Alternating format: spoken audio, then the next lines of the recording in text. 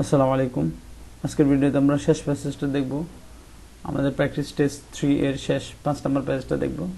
তো এটা সহজ আছে, এটা ওয়ান কাইন্ড অফ সায়েন্টিফিক প্যাসেজের মতোই। তো আমরা দেখি তাহলে। Vibrio parahemolyticus is a bacterial organism that has been isolated from sea water, shellfish, finfish, plankton and salt spring. তো কি বলছে, এটা একটা ব্যাকটেরিয়া। এই Vibrio parahemolyticus is একটা ব্যাকটেরিয়াল অর্গানিজম, মানে ব্যাকটেরিয়া দ্যাট হ্যাজ আইসোলেটেড। এটাকে আপনি আলাদা করতে পারবেন সমুদ্রের পানি থেকে, সেলফিশ থেকে, পিনফিশ থেকে, প্ল্যাঙ্কটন থেকে, প্ল্যাঙ্কটন মানে ছোট ছোট মাছের মতো, অ্যান্ড সল্ট স্প্রিং থেকে আপনি আলাদা করতে পারবেন। এটা এমন একটা ব্যাকটেরিয়া, বুঝে আসছে। এরপরে it has been a major cause of food poisoning in Japan. এই ব্যাকটেরিয়ার কারণে জাপানে প্রচুর পরিমাণ মানুষের ফুড পয়জনিং হইতো। এবারে compelling the Japanese to do several study on it. ফলে জাপানের বাধ্য হয়েছে, কম্পেলিং মানে বাধ্য হয়েছে জাপানিরা এই এই এই জিনিসটার উপরে, অর্থাৎ ভিব্রিও প্যারাহেমোলিটিকাস নিয়ে গবেষণা করতে বাধ্য হয়েছিল। কয়েকটা গবেষণা করছে। They have confirm the presence of Vibrio parahaemolyticus in the northern and the central Pacific. তারা এটা কনফার্ম করেছিল যে এই স্টাডির পরে যে ভিব্রিও প্যারাহেমোলিটিকাসের উপস্থিতি রয়েছে কোথায়, উত্তর এবং সেন্ট্রাল প্যাসিফিকে, মানে অর্থাৎ প্রশান্ত মহাসাগরের মাঝে এবং নর্থে, উত্তরে। With the highest abundance in inshore water. তো এটার ইনশোর ওয়াটার মানে হচ্ছে অর্থাৎ উপকূলের যে পানি রয়েছে, অর্থাৎ সমুদ্র তীরবর্তী উপকূল যেটা, সেটার যে পানি আছে ওই পানির পরিমাণে বেশি। এই ভিব্রিও প্যারাহেমোলিটিকাস এইটা বেশি, প্রচুর পরিমাণে, particularly in the near large Harbour, মানে বিশেষ করে দেখা যায় যে একেবারে পোতাশ্রয়ের কাছাকাছি, মানে বন্দরের নিকট পানি যেগুলো আছে ওগুলোর মধ্যে এটার পরিমাণটা বেশি। এমন নাম Nishio studied the relationship between the chloride content of sea water and the seasonal distribution of Vibrio parahaemolyticus. তো নিশিউ নামে একজন লোক, উনি গবেষণা চালিয়ে দেখলেন যে ক্লোরাইড কন্টেন্ট যে আছে, অর্থাৎ পানিতে সি ওয়াটার মধ্যে যে ক্লোরাইড কন্টেন্ট থাকে, তো ওই ক্লোরাইড কন্টেন্ট বা ক্লোরাইডটা অ্যান্ড সিজনাল ডিস্ট্রিবিউশন অফ এবং ওই যে ভিব্রিও প্যারাহেমোলিটিকাস এবং ওই ক্লোরাইড কন্টেন্টের মধ্যে যে সিজনাল যে একটা ডিস্ট্রিবিউশনটা, মানে অর্থাৎ এটার মধ্যে যে তারতম্য ঘটে সেটা উনি দেখেছেন। and concluded that এবং উনি এই উপসংহারে পৌঁছতে পেরেছেন, while the isolation of the organism was independent of the sodium chloride content। তো উনি এটা বুঝতে পেরেছেন যে আইসোলেশনটা, অর্থাৎ এগুলোকে আলাদা করা যায়। প্যাসেজের শুরুতে কিন্তু বলছে এগুলো, এটাকে আলাদা করা যায় ভিব্রিও প্যারাহেমোলিটিকাস থেকে। তো উনি বলছেন যে এই ভিব্রিও প্যারাহেমোলিটিকাস এই জিনিসটাকে বা এই আপনার অর্গানিজম ব্যাকটেরিয়াটাকে আপনি কি করতে পারবেন, আলাদা করতে পারবেন কি সোডিয়াম ক্লোরাইড কন্টেন্ট থেকে আপনি আলাদা করতে পারবেন। The distribution of the bacteria sea water was dependent on the weather temperature. ফলে যখন আপনি আলাদা করতে পারবেন, তার মানে এটা হচ্ছে আলাদা, সে একটা অণুজীব, জীবের মতো। তো এটার যে ডিস্ট্রিবিউশন বা যে এটার যে পরিমাণ সাগরের পানির উপরে, এটা টেম্পারেচার অনুযায়ী অর্থাৎ মৌসুম অনুযায়ী এটা কি হয়, ভেরি হয়, এটা ভিন্ন হয়ে থাকে। ইনফ্যাক্ট বিশেষ করে it has been isolated in the high frequency in summer. তো বলতেছে যে গ্রীষ্মকালে আপনি এই ব্যাকটেরিয়াকে প্রচুর পরিমাণে আপনি আলাদা করতে পারবেন, বা এটা প্রচুর পরিমাণে মানে এমন থাকে, আলগা থাকে, বিভিন্ন যে জিনিসগুলোকে ধরে রাখে ওইখান থেকে। তো ওইটাকে আপনি বেশি পরিমাণে আলাদা করতে পারেন from June to September, June থেকে সেপ্টেম্বর মাসের ভিতরে। এই সময়টা সামার থাকে, এই সময় আপনি এই বিভিন্ন জিনিস থেকে সমুদ্রের এই ব্যাকটেরিয়াটাকে আলাদা করতে পারবেন। But was not isolated with the same frequency in winter. কিন্তু যে পরিমাণ ব্যাকটেরিয়া আপনি আলাদা করতে পারবেন গ্রীষ্মে, ওই পরিমাণ ব্যাকটেরিয়া কিন্তু আপনি উইন্টারে আলাদা করতে পারবেন না। Without 4 or 5 days after eating contaminated foods, এই ব্যাকটেরিয়া জনিত খাবার যদি আপনি খান, এই খাবার খাওয়ার 4-5 দিন পরে a person will begin to exercise diarrhoea.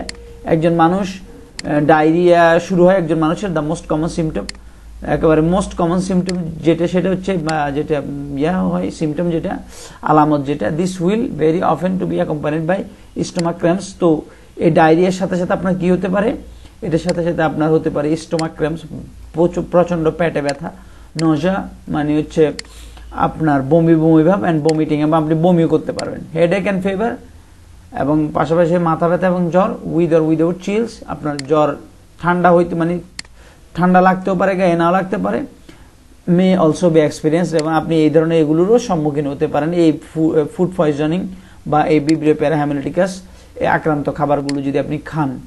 তো এটা হচ্ছে প্যাসেজ। তো এই জায়গায় আমাদেরকে কোশ্চেনে বলছে which of the following location would be the most likely to have a high concentration of Vibrio parahemolyticus, অর্থাৎ Vibrio parahemolyticus এটা কোন জায়গায় সবচেয়ে বেশি থাকে।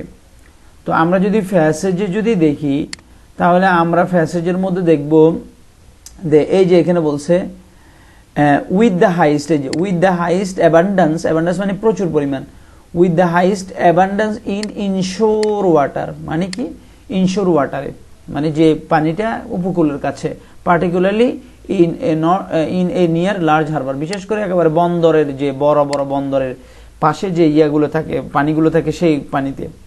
তাহলে এখানে সি সমুদ্রে, বে মানে উপকূলে, the middle of the ocean ওশানের মাঝখানে, সেডিমেন্ট, সেডিমেন্ট মানে যে তলানিতে, মানে নিচে যে ইয়েটা পড়ে, ময়লাটা পড়ে সমুদ্রের পানির নিচে যে ময়লা বা যে পলিমাটি পড়ে সেটাকে সেডিমেন্ট বলে। তাহলে কোথায়?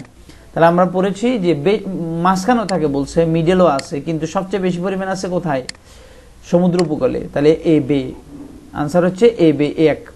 এবার অ্যাকচুয়ালি দেখি the word inshore in line 7 is closest in meaning to. Inshore মানে কি? ইনশোর মানে হচ্ছে আমরা নিয়ার দ্য কোস্ট, একেবারে সহজ জিনিস, নিয়ার দ্য কোস্ট, ডিপ না, অ্যাক্টিভ না, কোল্ডও না। এই যে ইনশোর মানে হচ্ছে সমুদ্র উপকূল, আর নিয়ার দ্য কোস্ট মানে সমুদ্র উপকূল, একই কথা। The word it in line 30 refers to, 13 নম্বর লাইনে ইট দ্বারা কাকে বোঝায়? ভিব্রিও প্যারাহেমালিটিকাস, সি ওয়াটার, তারপর sodium chloride content, water temperature, কোনটাকে বোঝায়? তো আমরা যদি এখানে মাইক্রোসফট অফিসে করার কারণে এক ধরনের হয়ে গেছে, তো আমরা দেখি কি বলছে। ইট 13 নম্বর লাইনে এদিকে থাকবে, এই যে it has been isolated in the high frequency during summer, সামারে আপনি এটাকে প্রচুর পরিমাণে আলাদা করতে পারবেন। তাহলে ইট মানে কি? ইট মানে হচ্ছে এখানে ভিব্রিও প্যারাহেমালিটিকাস। তাহলে আনসার হচ্ছে আমাদের এই। এবার 43 দেখি, the safest time for the eating seafood in the North Pacific is probably, North প্যাসিফিকের সবচেয়ে সেফেস্ট সময় কখন সি ফুড খাওয়ার? তো ওখানে বলছে যে আপনি মানে যখন গ্রীষ্মকাল থাকে তখন এটার ফ্রিকোয়েন্সিটা বেশি থাকে, ফলে জুন থেকে, যেখানে বলছে জুন থেকে সেপ্টেম্বর, তাহলে গণেন জুন, জুলাই, আগস্ট, সেপ্টেম্বর। তো জুন, জুলাই, আগস্ট, সেপ্টেম্বর এই 5 মাসে বেশি থাকে। তাহলে এই আগস্ট, জুন, এই যে জুলাই আছে বাদ, আগস্ট আছে, সেপ্টেম্বর আছে বাদ, তার মানে 3 মাস আপনি করতে পারবেন না, কারণ এইগুলোতে ফ্রিকোয়েন্সি বেশি থাকে। তার মানে নভেম্বর, নভেম্বর কিন্তু এটার মধ্যে নাই, কারণ এই সময়টা উইন্টার চলে আসে। ওকে, এবারে the most common symptom of Vibrio parahaemolyticus poisoning is, most common symptom কি? নজা, বমি বমি ভাব, diarrhoea, vomiting, headache and fever, জ্বর এবং মাথা ব্যথা, কোনটা? তো এখানে বলছে 4 or 5 days eating contaminated foods, মানে দূষিত খাবার খাওয়ার পরে আপনার 4-5 দিনের ভিতরে person will begin experiencing diarrhoea. একদম প্রথম যে কমন যে জিনিসটা সেটা হচ্ছে ডায়রিয়া, সেই ডায়রিয়া, তার ডায়রিয়া শুরু হবে। তাহলে কি ডায়রিয়া? কমনটা কি? ডায়রিয়া। অন্যগুলো তো আছেই, অন্যগুলোর পরে। The word this in line 19, this মানে কি? 19 নম্বর লাইনে দিস মানে কি বোঝাচ্ছে? কন্টামিনেটেড ফুড, তারপরে সিমটমস, এ পারসন, ডায়রিয়া। তো এখানে দিস মানে কি? 19 নম্বর লাইনে দিস মানে কি? তো দেখি, এই যে this will be very often be accompanied by stomach cramps, nausea and vomiting. এটার সাথে সাথে ভমিটিং হতে পারে, নজা হতে পারে, পেট ব্যথা হতে পারে। তাহলে দিস মানে কি? দিস মানে হচ্ছে আমাদের ডায়রিয়া, এই যে ডায়রিয়া। তাহলে এখানে দিস মানে কি? দিস মানে হচ্ছে ডায়রিয়া। ওকে, এরপর হচ্ছে আসি, the incubation period for this illness is, এই পিরিয়ডের ইনকিউবেশন পিরিয়ড কি? 2 থেকে 3 দিন, 3 থেকে 4 দিন, 4 থেকে 5 দিন, সেভারাল মান্থস, কয়েক মাস। তাহলে কত? আমরা যদি দেখি এটা সময়কাল কত, মানে এই খাওয়ার পর কদিন পরে, উইদাউট 4 or 5 days বলি দেওয়া আছে, 4-5 দিন খাওয়ার 4-5 দিন পর থেকে কাম শুরু হয়ে যাবে আল্লাহর রহমতে। The incubation period of this 4 থেকে 5 দিন, সি নাম্বার। ওকে, এই হলো কাণ্ড। এরপরে দেখি আমরা 47 in line 17, contaminated closest to meaning to. Contaminated মানে কি? কন্টামিনেটেড মানে হচ্ছে সল্টি কুকড, টেইন্টেড, টেইন্টেড মানে দূষিত, কন্টামিনেটেড মানে দূষিত। ওকে, নিশুর স্টাডি শোড দ্যাট, নিশুর স্টাডি কি বুঝায়? নিশুর স্টাডি বুঝাইছে the presence of Vibrio parahemolyticus were dependent on neither the salt content nor water temperature. The prepared hemolyticus were dependent on independent both the water temperature and the salt temperature. The hemolyticus was dependent on water temperature. তাহলে এটা depend করে কিসের উপর? Water temperature উপর। এটা আমরা পাইছি কোথায়? আমরা দেখব এখন এটা কোথায় বেশি ডিপেন্ড করে টেম্পারেচার উপরে। দ্য প্রেজেন্স মানে উপস্থিতি, কত বেশি থাকবে না থাকবে এটা ডিপেন্ড করে টেম্পারেচারের উপরে। তাহলে এখানে বলছে and concluded that while the isolation of the organism was independent of the sodium chloride content, the distribution of the bacteria in sea water was dependent on the water temperature. এটা water টেম্পারেচারের উপরে depend করে যে এটার মধ্যে ওয়াটারে যে পরিমাণটা কেমন হবে। তাহলে আমরা যদি দেখি তাহলে কি দেখব? আমরা ডি নাম্বারটাই দেখব। The presence of haemolyticus was dependent on the water temperature. এবার দেখি 49, the word cramps in line 20 means most nearly the same as. 20 নম্বর লাইনে ক্র্যাম্পস মানে কি বুঝায়? ক্র্যাম্পস মানে কি বুঝাইলে? ক্র্যাম্পস মানে বুঝাইলো আমরা দেখি মানে মারাত্মক পেট ব্যথা, তাহলে সিভিয়ার পেইন এটাই। এরপরে আমরা দেখি 50, the word isolation in line 11 is closest meaning to 11 isolation মানে কি বোঝাচ্ছে? তো যদি আইসোলেশন মানে জানি আমরা জানি আইসোলেশন মানে separation, seclusion, separation, isolation, lone, alone, এর অনেক কিছু হতে পারে।